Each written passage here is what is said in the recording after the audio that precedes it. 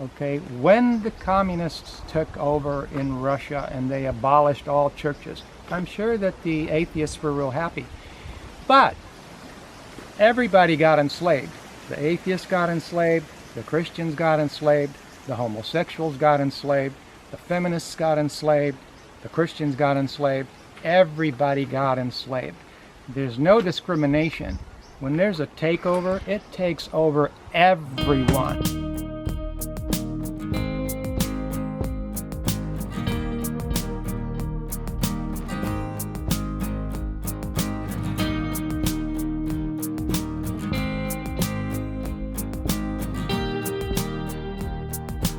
We're going to continue talking about different aspects of the political situation that is surrounding our plans about living here, retiring there. We're talking to everybody. We want to talk to you, whether you call yourself a liberal, a conservative, or a guerrilla. I don't care what you call yourself. We want to talk to you. But now we have a different dimension that is being added to this picture, and that's why we're covering this aspect of it, because this different dimension actually colors everything else we want to do in life. Okay, and here's what we're talking about. So the thing is that there's a principle going on which has always gone on historically, and it's called divide and conquer.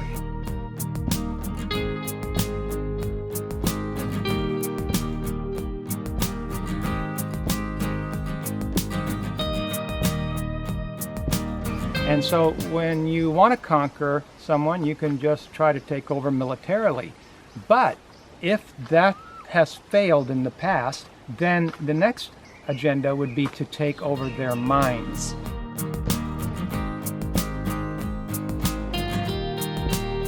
Take over their minds. If you can get them to side with them, the ones that are trying to take over and enslave us all, then they've won. They've won. You know, coup d'etat.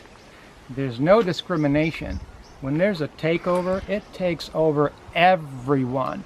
That is the conclusion of divide and conquer. It's historical. It's been done already. We've seen it before. I've done plenty of historical research. It's one of the favorite things to do. I've been doing it for 20, 30 years, and that's how it's done. So,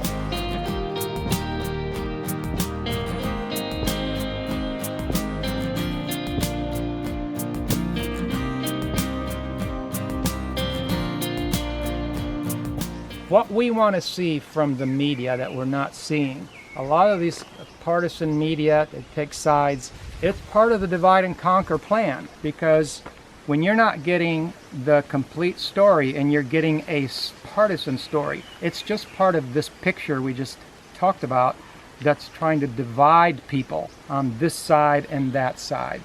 Let's come together. You know, let's keep the politics out of news reporting if we could.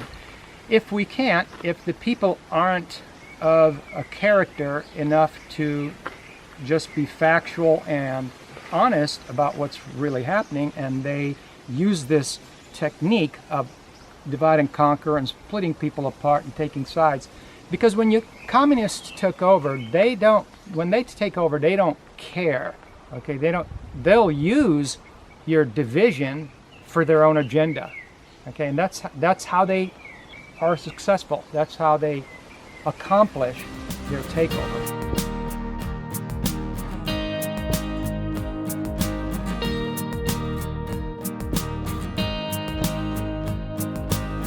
Divide and conquer. So we see these news agencies that want to pull certain divisions within the population, polarizations within the population to this side and that side, and make it sound like the argument is about which side is right. No, both sides can be right if they are honest and truthful. If they're not,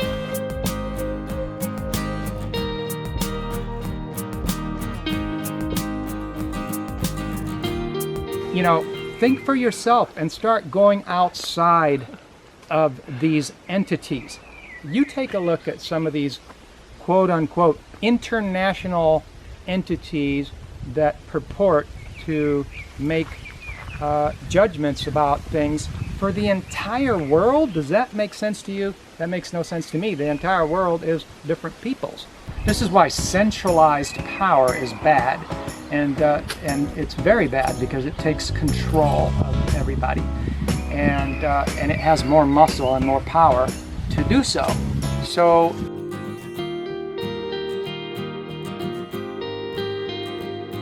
you've got different peoples. One person or one entity cannot, but this is what they do.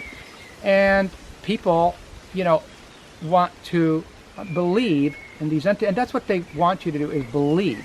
Now, these entities, they've already been found to be talking out of both sides of their mouth, being wishy-washy, saying this thing, then that thing, and then, and you've got these agendas that they're needing to push and wanting to push for certain players in the background we won't mention.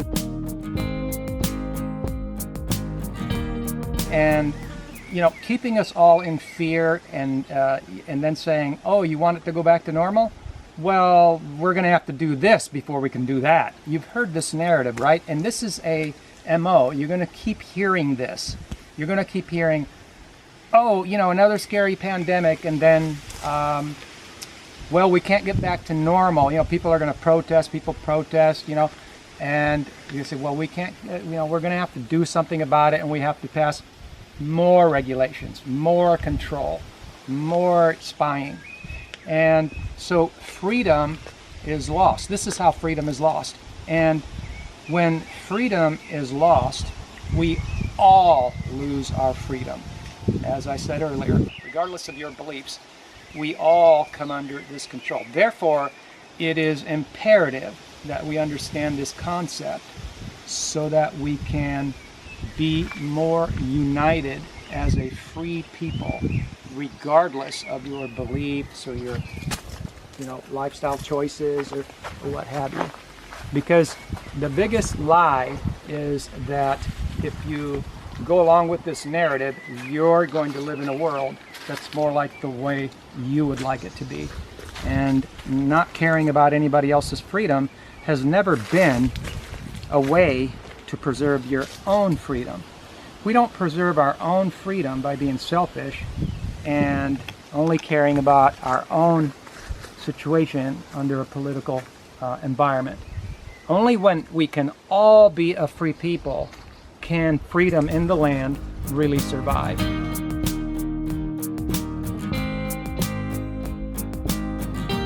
A recurring theme is to keep people in fear, because fear is the way to control people. And so how do you beat fear? You beat fear by being open-minded to knowledge. And the way to be open-minded to knowledge is to not take sides and just accept the facts.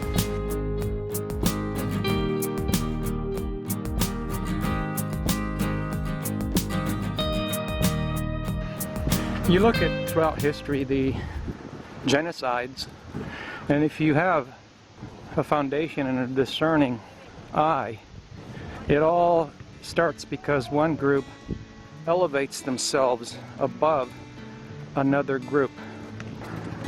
We are all equal before our Creator, and so we're all going to have the consequences. If you talk like the only consequences are after your body dies, then people think they can do whatever they want. What they don't realize is that consequences are in the here and now.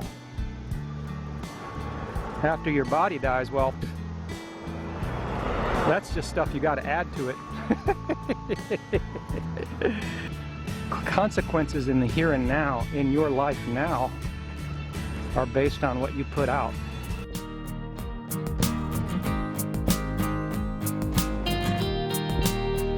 Good news is that even so, if people do not fall into fear, and I would say this even to governments, if governments do not fall into fear, and if governments strategize several steps ahead and understand that that's probably what they're going to be looking at, things like that kind of a reaction from bigger bodies, and just be ready for it, you know, like places like Florida and such.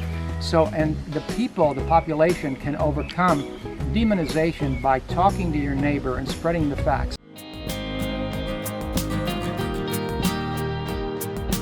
We just need to get out of that partisan divide and conquer scenario and just be more united for truth, facts, knowledge. So with that, well, this just reminds me of that story of the two houses. They're both beautiful, but they both look great on the outside and inside.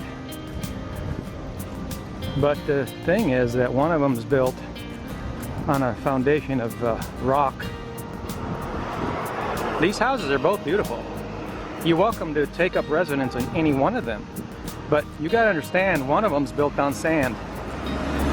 So what's going to happen when the storms come, guys? That's right.